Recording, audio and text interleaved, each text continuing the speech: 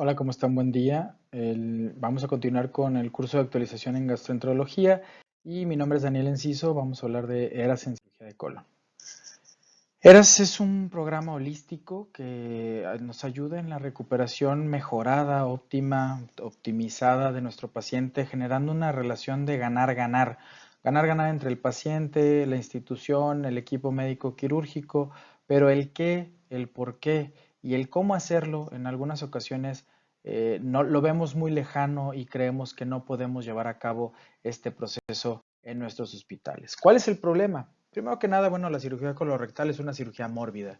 Genera estancias intrahospitalarias prolongadas, generalmente entre 8 a 10 días para cirugía abierta y 5 a 7 días para cirugía laparoscópica, haciendo la excepción de que solamente el 20% de los procedimientos quirúrgicos en el mundo se realizan, procedimientos de colon, perdón, en el mundo se realizan por vía laparoscópica. Tiene un costo elevado por el grapeo, por el equipo, por medicamentos, estancias intrahospitalarias, una alta tasa de infección de sitio quirúrgico, aproximadamente el 20%, una alta incidencia de náuseas y vómitos perioperatorios, generalmente por el abuso de opioides, el abuso de narcóticos en general, y bueno, pues altas tasas también de readmisión debido a complicaciones serias entre tromboembolismos, trombosis venosa profunda, infecciones de sitio quirúrgico y algunas otras complicaciones. Esto derivado, bueno, pues de bacterias, materia fecal y muchas otras cosas que tienen que ver con el colon.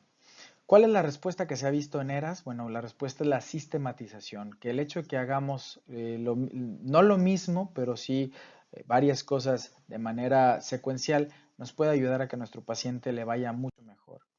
Y esto, bueno, traducido, va a reducir infecciones tanto pulmonares, urinarias, sitio quirúrgico, menos estancias intrahospitalarias, que se traduce además en una recuperación de cama mucho mayor, más rápido, y eso genera también un retorno de inversión mucho más rápido. Lo que estamos intentando hacer es optimizar la fisiología tanto del paciente como de los procesos a los cuales se va a ver afectado nuestro paciente. Y la única manera de poder hacer esto es integrando el cuidado. ¿Qué significa esto? Bueno, Henry Kellett en 1997 presenta un artículo en el cual refiere a algunos pacientes operados de sigmoidectomía abierta en los cuales se van al tercer día. En aquel tiempo todavía se quedaban 7 a 10 días. Entonces, esto lo que vio fue que el dolor generaba resistencia a la insulina, además de que no se mueve el paciente no quiere comer, esto además da disfunción intestinal por el abuso de los opioides, esto genera una mayor carga de energía, una mayor destrucción de proteínas, aunado a la inmovilización que en casos extremos en los cuales no hay movilización durante 24 horas se puede llegar a perder inclusive hasta casi kilo y medio, perdón, de proteína al día. Entonces, bueno, pues todos estos pequeños detalles los fue observando y eso generó que al poderlos modificar, mejorara al paciente y se pudiera ir antes. De esto se derivó que en 2001 se produjera el grupo de estudio para ERAS y en 2010 se creara lo que conocemos ahora sí como Sociedad de ERAS con sede en Suecia. Entonces, esto de la mano tanto de Henry Kellett como de Ole Lumbis, Ken Farron y algunos otros actores europeos que son los principales promotores de este tipo de proyectos. Pero no solamente es la receta de cocina, la guía de práctica clínica, por supuesto que es muy importante, pero además de esto se requiere un equipo dedicado, un equipo que lo mínimo indispensable es el cirujano, el anestesiólogo, una enfermera y alguien que siga las locuras dentro de la parte administrativa.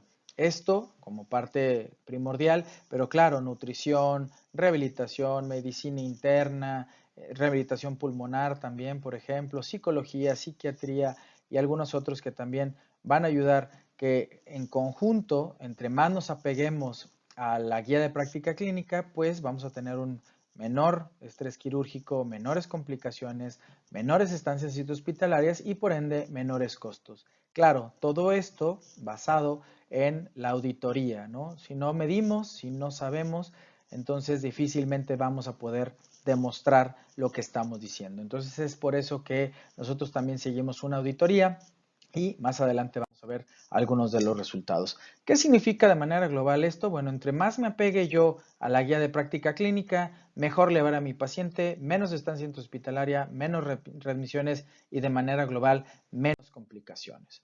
¿Qué significa esto? Bueno, pues crea expectativas claras para el paciente. Hay mayor confianza, hay mayor satisfacción, menor estrés, no solamente del paciente. El paciente sabe qué es lo que va a pasar el día 1, el día 2, el día 3, y si algo no sucede como estaba pactado, entonces el paciente es el primero que me dice, oiga, doctor, fíjese que tengo taquicardia. Oiga, doctor, fíjese que no estoy teniendo ruidos intestinales, no estoy canalizando gases, algo no va bien. Y entonces se convierte en el actor principal en la que probablemente sea la cirugía más importante de su vida, ¿no? Recordar, cirugía de colon no solamente es cáncer de colon, puede ser enfermedad inflamatoria, puede ser enfermedad benigna. Entonces, esto es importante de comprender porque al final de cuentas el paciente se siente estimulado. Yo recuerdo que la primer paciente que tuvimos exigía al día siguiente de la cirugía que le dieran líquidos como estaba en el manual y como le habíamos explicado nosotros que tenía que hacer en el día 1. Entonces, bueno, esto permite además que el paciente se prepare para el posoperatorio. Recordar que al final de cuentas es una cirugía, es un insulto quirúrgico y como tal el paciente va a caer.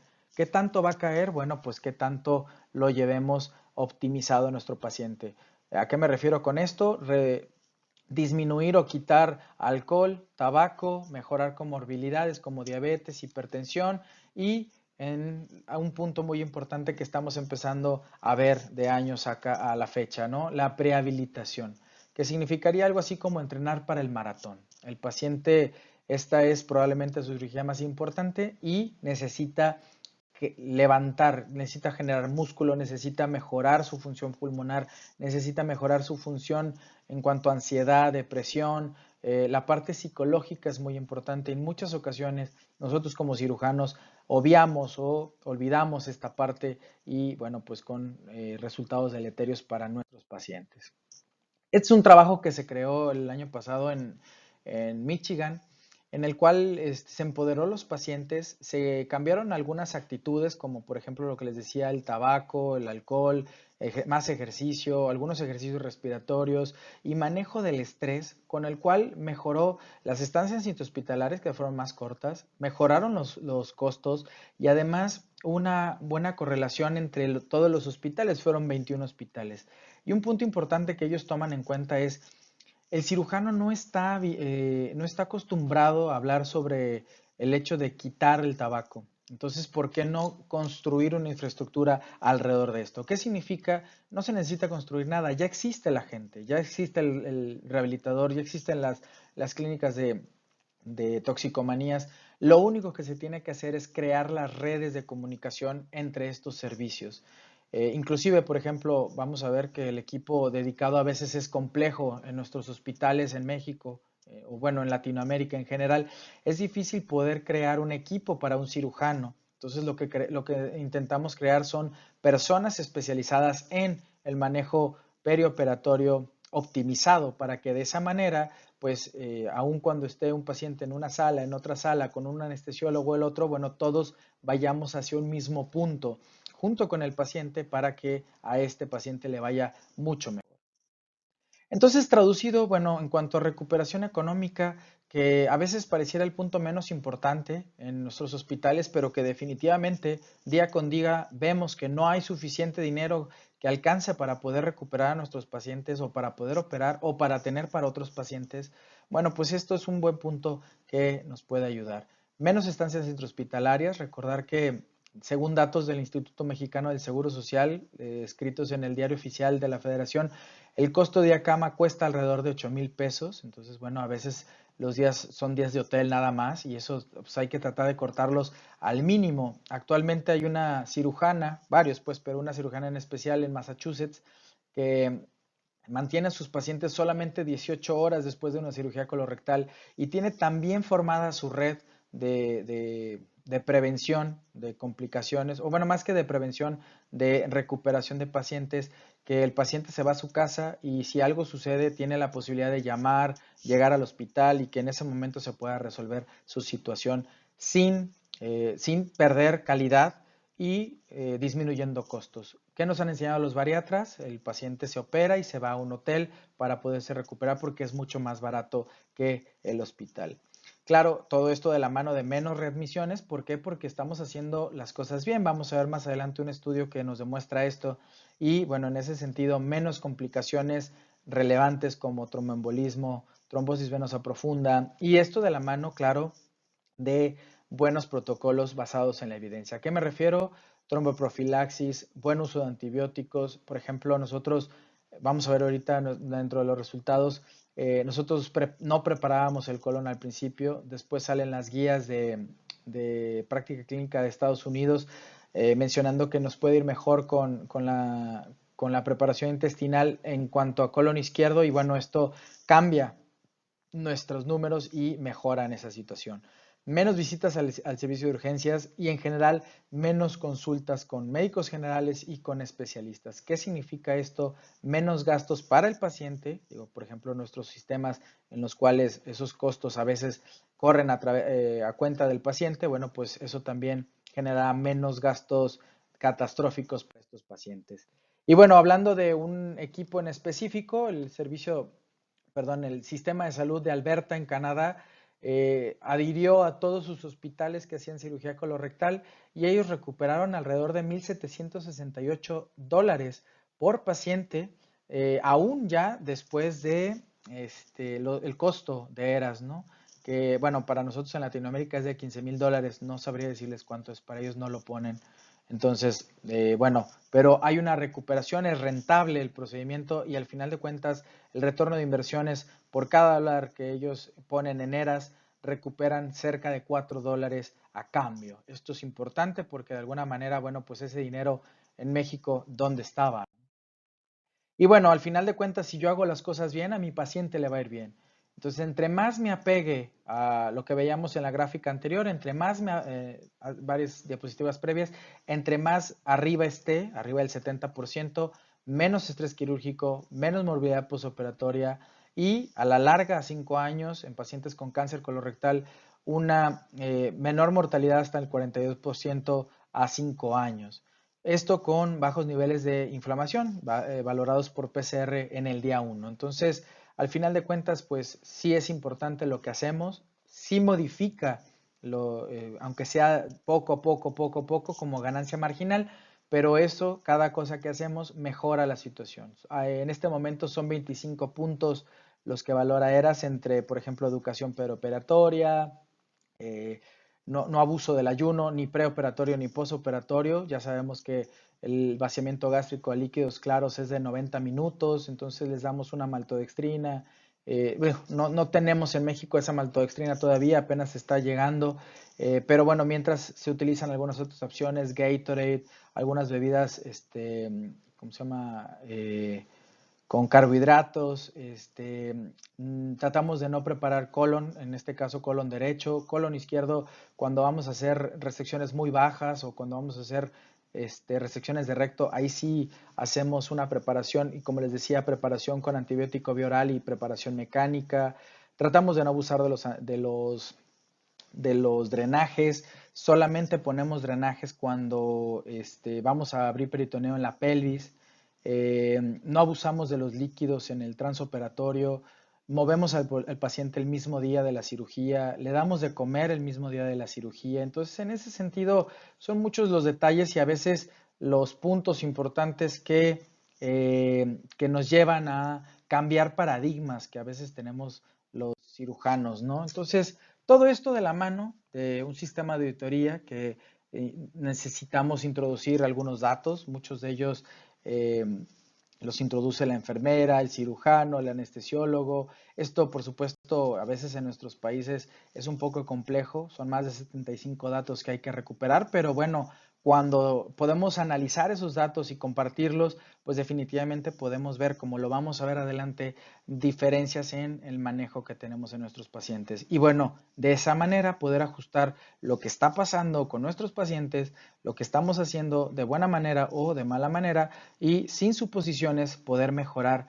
de una manera rápida en el día a día y en ese sentido ahorita vamos a ver esos resultados. Entonces, bueno, esto fue cómo empezamos nosotros con un apego del 68%.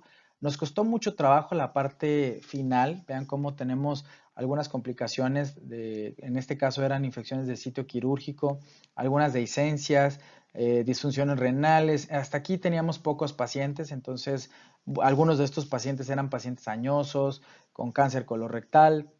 Y bueno, eso fue el primer año. El segundo año aumentó la infección de la herida, cercano a lo que está descrito, el 19%, pero también cambiamos detalles, ¿no? Todavía en este tiempo no utilizábamos preparación mecánica, llegamos a tener un poco más de licencia de la anastomosis, fugas anastométicas teníamos el 10%. Y bueno, fue en este momento cuando sale la guía de práctica clínica, empezamos a cambiar y en ese cambio, aunque la fuga anastomótica empeora de entrada, ahorita tenemos el 9% de fuga anastomótica, por ejemplo. Entonces vean, por ejemplo, uno de los puntos importantes que hay que tocar es cómo hemos ido cayendo un poco en cuanto al apego a la guía de práctica clínica, algo que los holandeses también han demostrado. Digo, no es fácil el seguir en este sentido. ¿Por qué? Bueno, pues porque vas bajando la guardia, cambio de médicos, cambio de residentes internos, algunas personas se van del equipo y todo esto, bueno, pues genera que tengamos que volver a reentrenar en algunas ocasiones, hospitales a veces grandes que, como les decía, es difícil poder tener un equipo. Actualmente tenemos 4.8 días de estancia intrahospitalaria con 9% de fuga anastomótica y con un 12% de infección de sitio quirúrgico. También es importante comentar que algunos de nuestros pacientes con complicaciones importantes como fugas anastomóticas, laparostomías y en general complicaciones que ponen en riesgo la vida han sido pacientes con enfermedad inflamatoria intestinal, pacientes que por una reconexión, por Crohn, a veces por CUSI, bueno, pues generalmente las cirugías abiertas se llegan a complicar, pero si podemos observar las medias que tenemos en la cirugía laparoscópica son alrededor de 2 a 3 días, perdón, y estos, bueno, casi siempre son o enfermedad diverticular o no complicada, por supuesto, o en su defecto también cáncer colorectal en estadios no avanzados. Entonces, bueno, pues lo que les venía diciendo, utilizamos o tratamos de utilizar pocos opioides. Aquí en la gráfica vemos que sí se utiliza mucho opioide, pero este es opioide intratecal. Disminuye un poco las complicaciones. No tenemos opioide, no tenemos remifentanilo, no hay forma de conseguirlo en el hospital, pero sí vean cómo utilizamos pocos líquidos en el transoperatorio y al final de cuentas cuánto utilizamos en el día cero, que no superamos los 2000 mililitros tanto en el transoperatorio como en el posoperatorio inmediato. Tratamos de iniciar pronto con la dieta. Es complejo en algunas ocasiones poder empezar dieta blanda el mismo día de la cirugía, pero empezamos con hielo, empezamos con líquidos, empezamos con café, por ejemplo, que ahora es lo que se está utilizando para incrementar la motilidad. Y esto, bueno, pues vean cómo nuestros pacientes tienen poca náusea, el dolor generalmente es por debajo de 4, casi siempre el día 1 en la cirugía laparoscópica quitamos el catéter. Está bien establecido que en cirugía laparoscópica podemos no utilizar el catéter, pero somos un hospital escuela, entonces en algunas ocasiones la conversión pues no es algo que podamos medir quién sí se va a convertir y quién no, entonces por eso les dejamos el catéter. Nos sirve un poco, pero vean cómo al final de cuentas, aún en pacientes de cirugía abierta o por ejemplo cirugía pélvica, ¿no? Resecciones abdominoperineales, pues ahí a veces es más complejo el manejo del dolor. Entonces, bueno, tratamos de que el paciente inicie con la vía oral desde el día 1 y bueno, pues eso también es importante de comentar. Y bueno, pues estas son nuestras complicaciones, lo que les había dicho, fuga anastomótica, perdón por las letras, están muy pequeñas, pero así no podía meter la gráfica completa. Entonces, en conclusión, bueno, pues reduce la estancia. Nosotros redujimos de 7 días, 6 días de estancia intrahospitalaria promedio a 4.8 días, que pareciera poco, pero ya de manera global es importante. Y eso, si lo vemos ya por la mediana, bueno, pues es todavía menos, ¿no? Reduce los costos, ya les comentaba yo, ya vieron los números, por ejemplo, de Alberta, Canadá, y es seguro. Hemos visto que esto no ha aumentado las complicaciones. Claro, hay que ajustar lo que les decía, por ejemplo, lo de la preparación intestinal. Y bueno, pues en ese sentido, este es el paciente que queremos, un paciente que a las 24 horas de la cirugía está parado sin soluciones, sin catéteres urinarios y que se puede movilizar esperando nada más su alta en vez de un paciente poliinvadido, ¿no? Entonces, bueno, a esto agregar, hay que leer la literatura, hay que seguir trabajando en equipo, hay que conocer nuestros números, de otra manera no podemos saber en dónde estamos fallando, hay que compartir esto y creo que de las cosas más importantes que a veces al quirúrgico le falla es la monitorización de estos procesos. Con eso termino, muchísimas gracias, que tengan un excelente día, espero sus preguntas.